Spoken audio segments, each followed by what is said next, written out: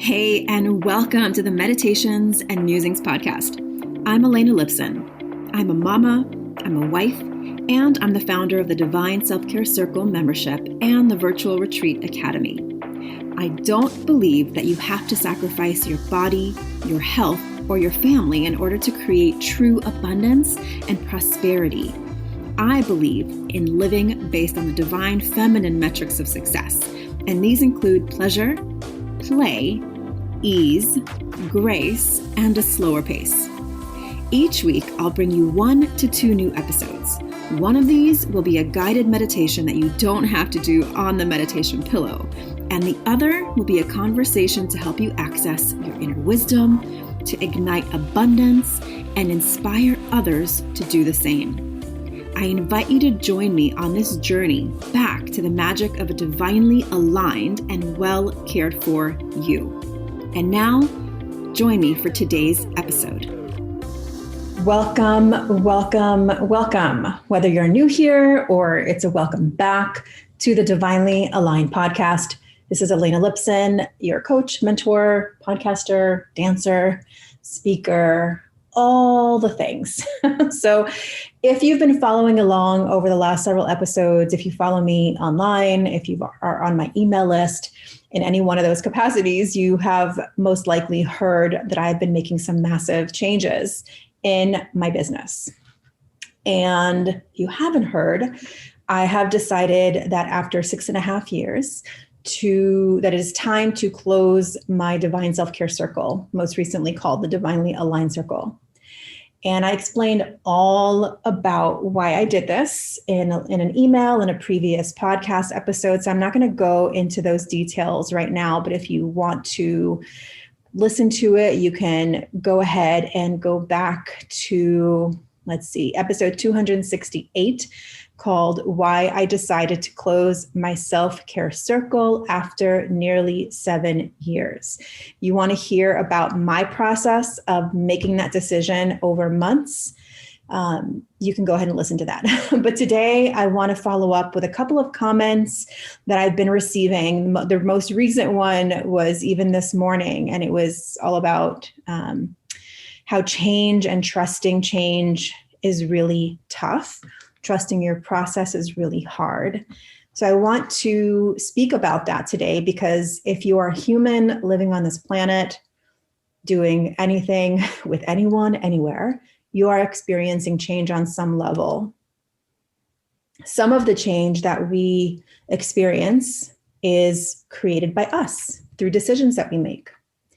Some of the change is quote unquote done to us, right? Maybe we get fired from a job. Maybe our partner makes a decision that we don't agree with. Maybe our children are going through something that we wouldn't have chosen, right? Those are all like the literal human observations about change. Sometimes it feels like it's happening to us. Sometimes it feels like we are actually creating it.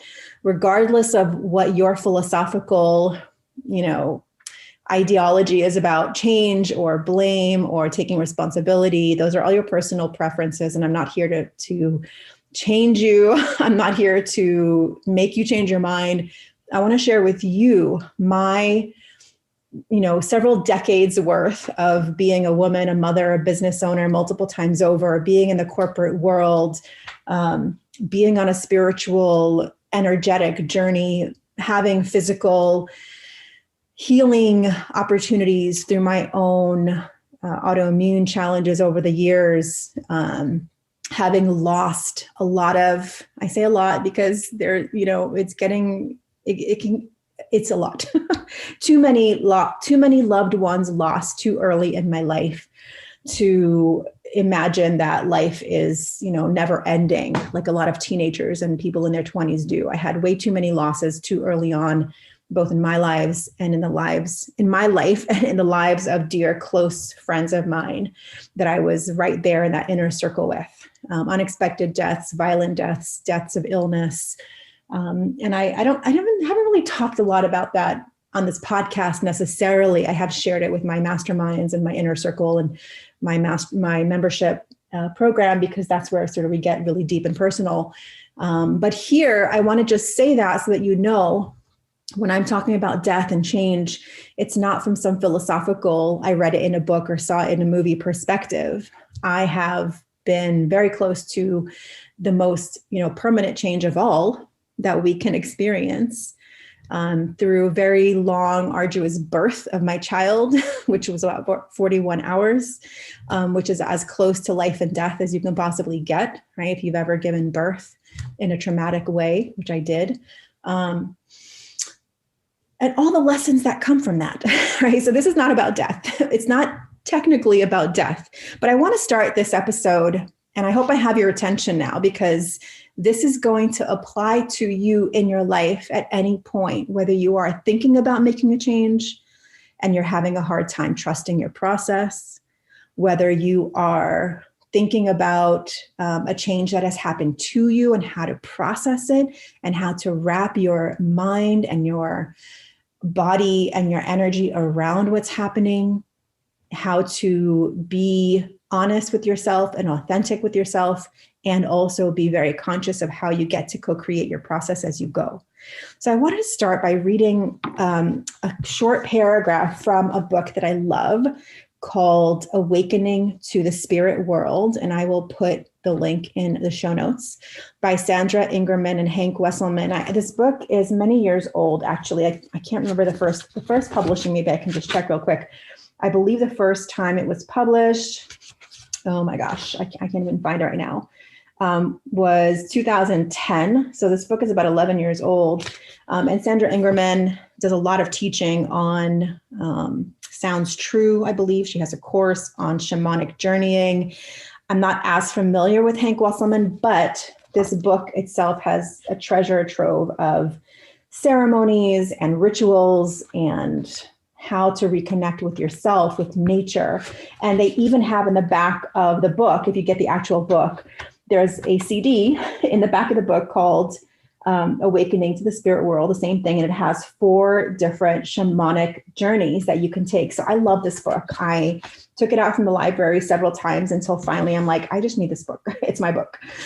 So I wanted to start with a part of the book that I think really speaks to what I want to speak with you about today, and just riff on it a little bit afterwards. But I want you to just kind of bring to mind something that you are either thinking of changing, or something that is happening in your life right now, or maybe it's even happening in the life of someone you love, like your child or partner or a dear friend or parent, right? As we move through life, we have things that happen to our generation before us and behind us, right? To our parents and to our children and to our friends. And there are sort of things that happen in life where sometimes it happens out of the blue, the phone rings and you get tragic news. That's happened to me several times.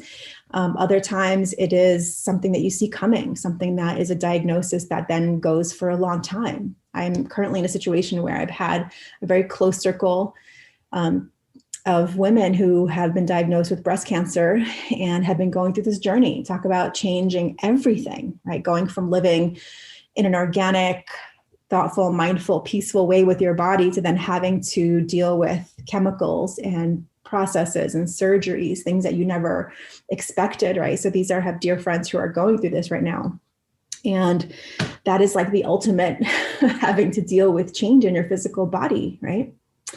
So let's wrap it back around here. And this is in chapter 11. I want to read this to you. So just really take it in. And then I want to share some processes with you. And this is from Sandra Ingerman. Death and in turn rebirth surround us all the time.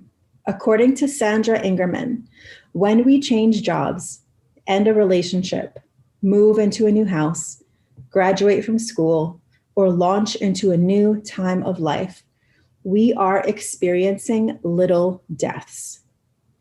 It is through such deaths that change happens. It is through the death of the old that something new can be born. Death and change are not something to fear, for they allow the birth of the new. By learning how to gracefully let go of the old and accept change, life can become the adventure it was intended to be. Death is an initiation in which we move from the known into the unknown, and from separation to the possibility of oneness. All deaths require that we surrender to the gifts that life has brought us. Shamanism is a path filled with initiations, and it is through the process of initiation that shamans grow, allowing them to move into their visionary abilities and healing gifts. Initiations are ways for the powers of the universe to shape the ego of the shaman, thus creating a person who remembers the power of the universe and the truth of who he or she truly is. There are always new doorways to open when we enter into a new spiritual path. And typically, there are things we need to leave behind as we cross over the thresholds. Shamanic initiations often occur without our having to ask for them. The spirits will create new life experiences to help you move into a new level of awareness. You could also ask a helping spirit to provide you with an initiation through a journey. Okay, there's obviously a lot more, but I'm not going to go into those details right now. Again, that's from this Awakening to the Spirit World by Sandra Ingerman and Hank Wesselman. So a couple of things that I want to point out to you and have some journal prompts for you as a takeaway to really get yourself into this process of less resisting, okay? And resistance is very normal. It happens when good things happen. It happens when bad things happen, and everything in between. Resistance is just our human natural capacity to not want to lose what we have in order to have what we want or think we want or didn't want. We're resisting the change.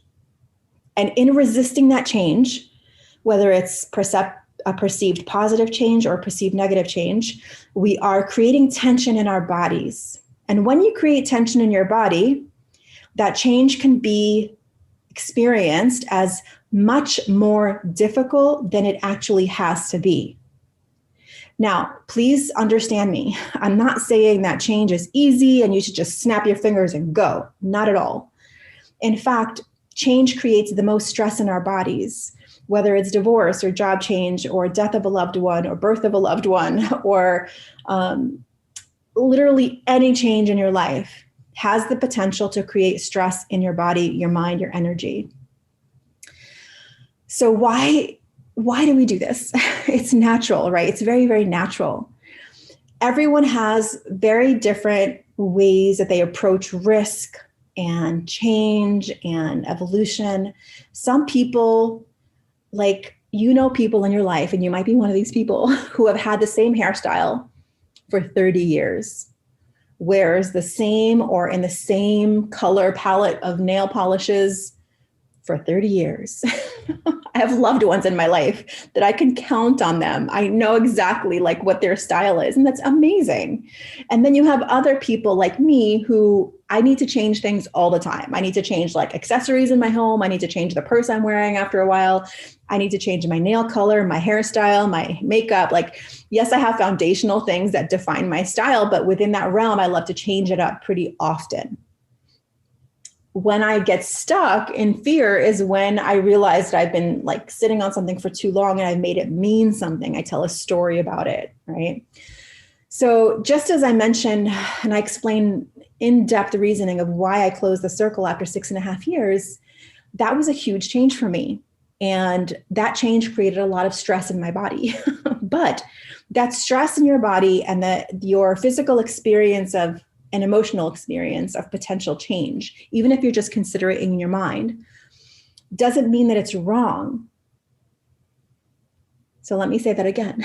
Just because a change induces stress in your body or tension or resistance doesn't mean that it's wrong. This is why it is so, so, so important to have an inner reflection process.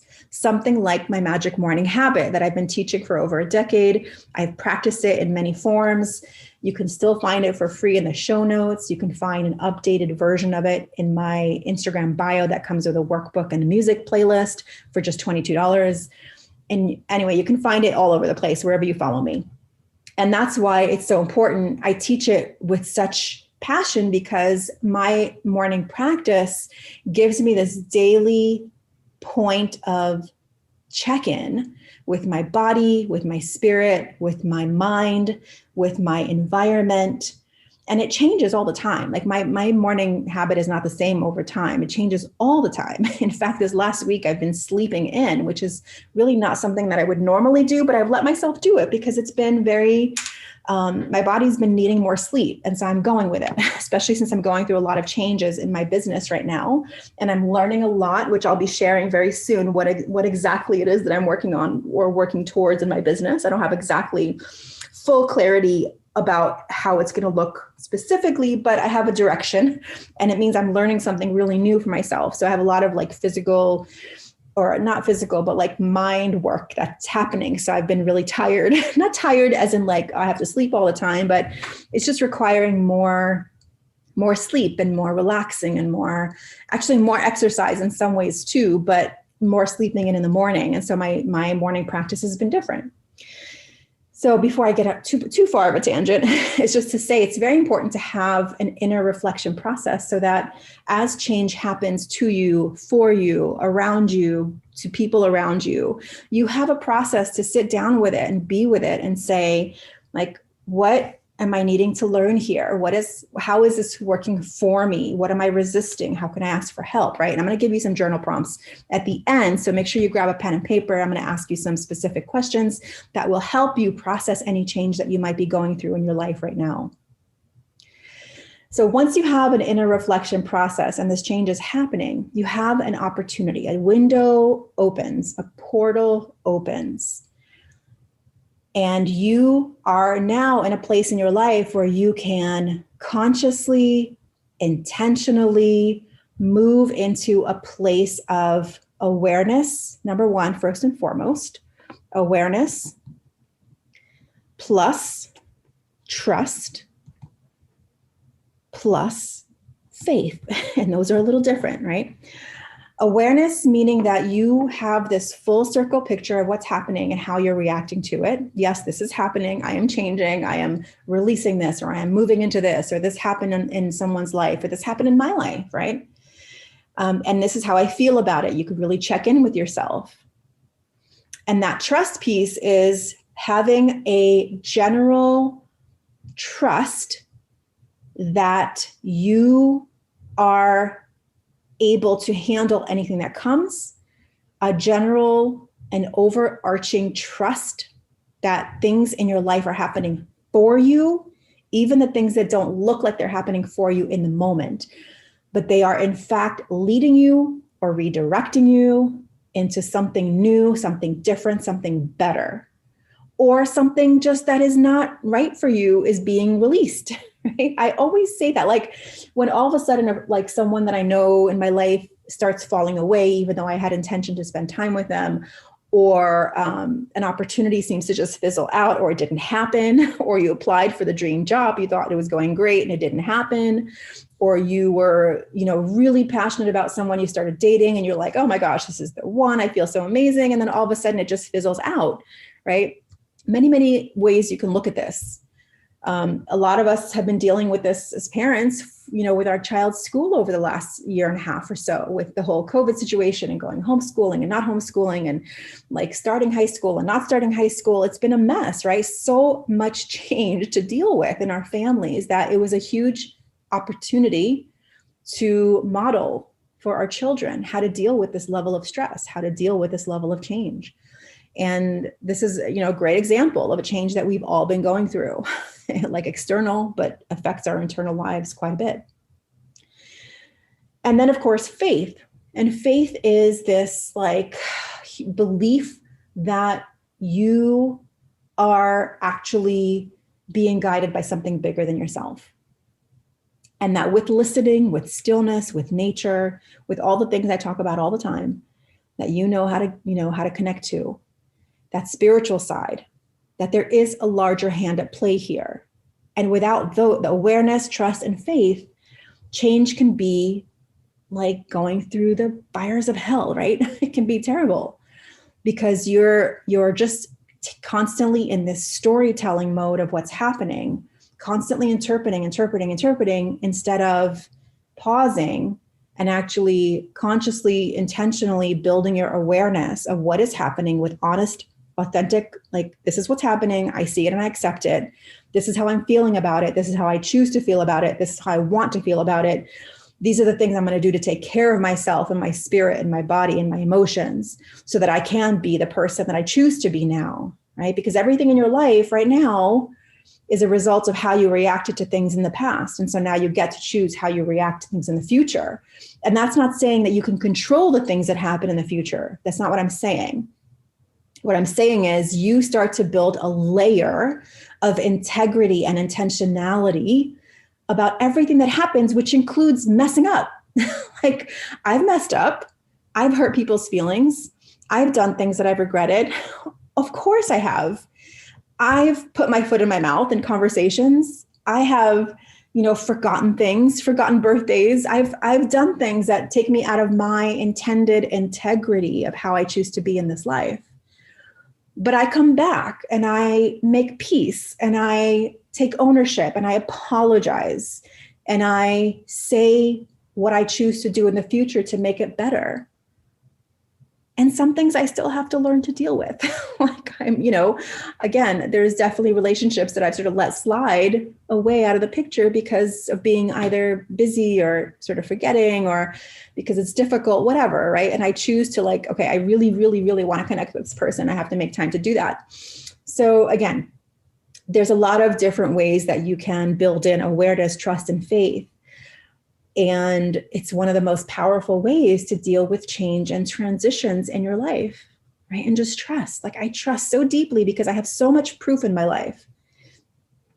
I have so much proof in my life that things are working out for me, right? When you look back, they say hindsight is 20/20, and that couldn't be more true. When you look back and you can see the way that life has redirected you, the way life closed one door, but opened a new one.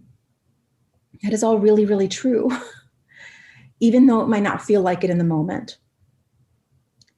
So as you're thinking about this change, I want to leave you with a few prompts that you can really dig into in your journal, right?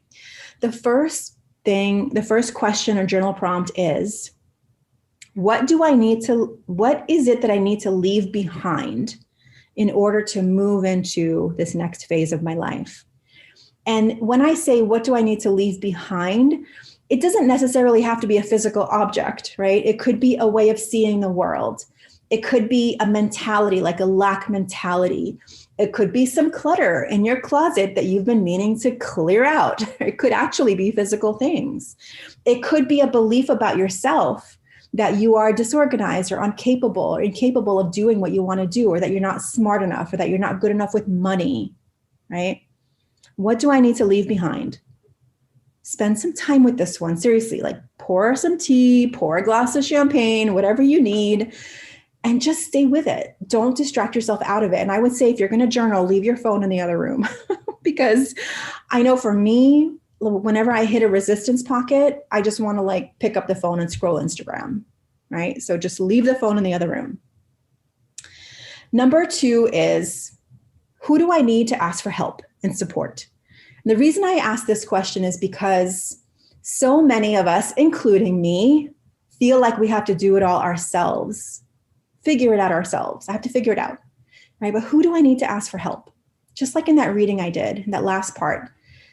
Ask your guides, ask the universe, ask God, ask your angels, ask the sun, ask a dear friend, ask a friend who you haven't spoken with in a while for witness and support, or just to process something.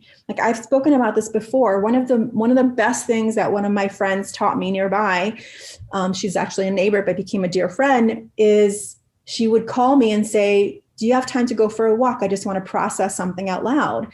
And I remember the first time she asked me this, I was I literally had a mind volcano. I'm like, oh my gosh, that is so brilliant.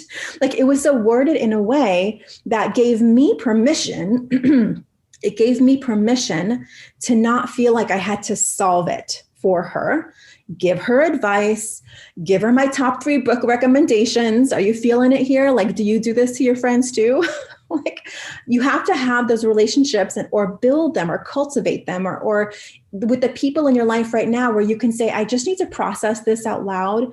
Do you have a few minutes? I just need a sounding board. And you be very, very clear. I don't need feedback or advice. I just need to process this out loud. Because if you're like me, which a lot of you are, I know because you tell me in the comments and in little notes, is that you need to process by writing or speaking it out loud or taking a walk. So there's like movement happening. That's how we all are.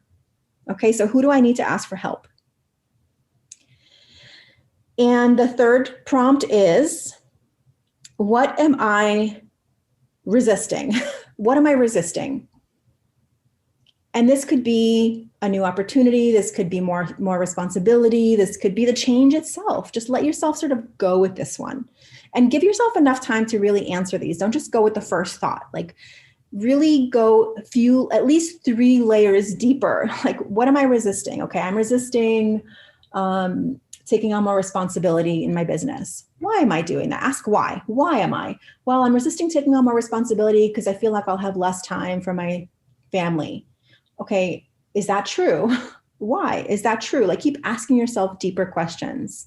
This is why having a good mentor can be so, so powerful, because one good question is worth 6 months of trying to figure it out yourself. And that's 100% true.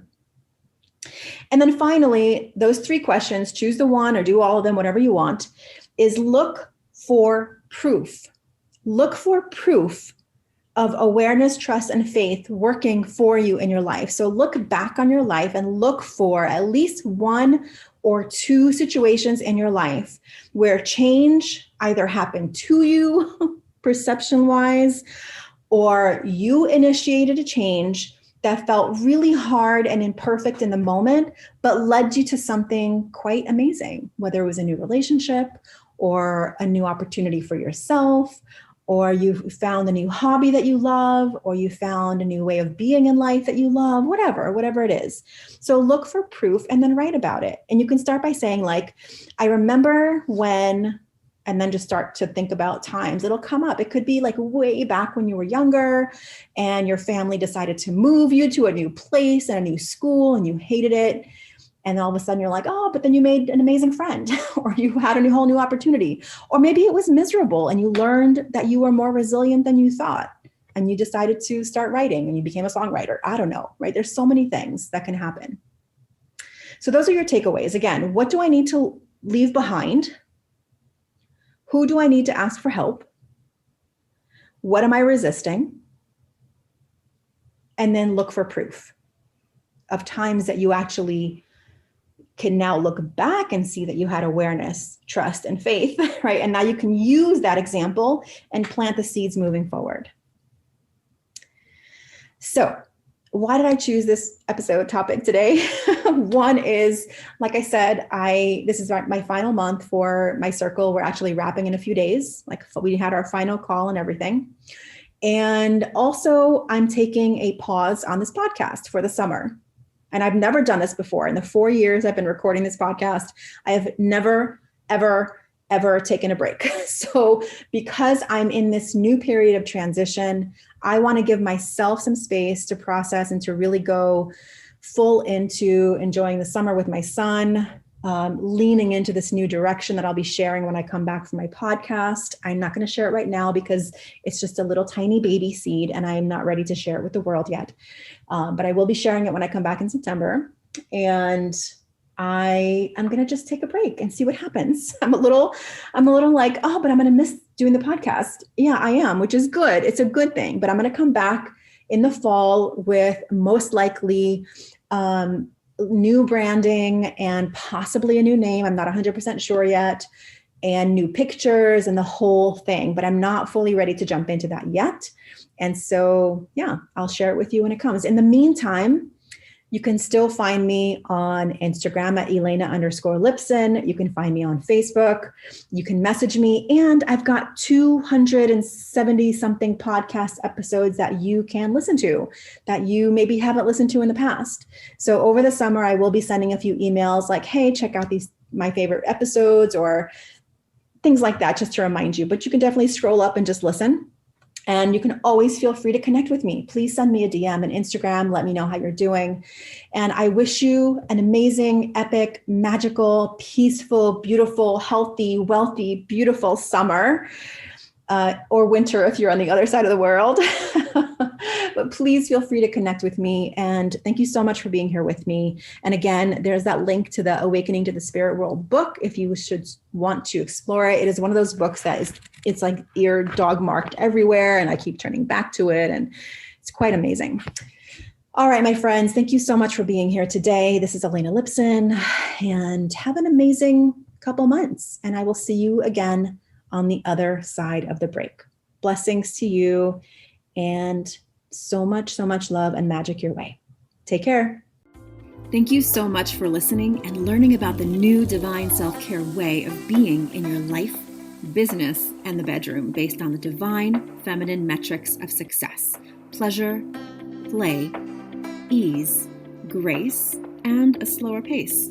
If you're ready to bust the myth of overwhelm and tap into an inspired start to each day, I've put together a free video series for you to help you start each day with energy, inspiration, and ignite that inner pilot light which attracts joy, magic, and synchronicity. You can access my 3-step magic morning practice to help you ignite your inner light and attract the abundance that you're craving. Head on over to elenalipson.com/gift. And if you enjoyed this episode, I would so love if you share it with a friend, a sister, a mother, a daughter, and please leave a review. That is how the magic starts to ripple out. Here's wishing you a day full of beauty, magic, and divine self-care. I'll see you next time at the Meditations and Musings podcast.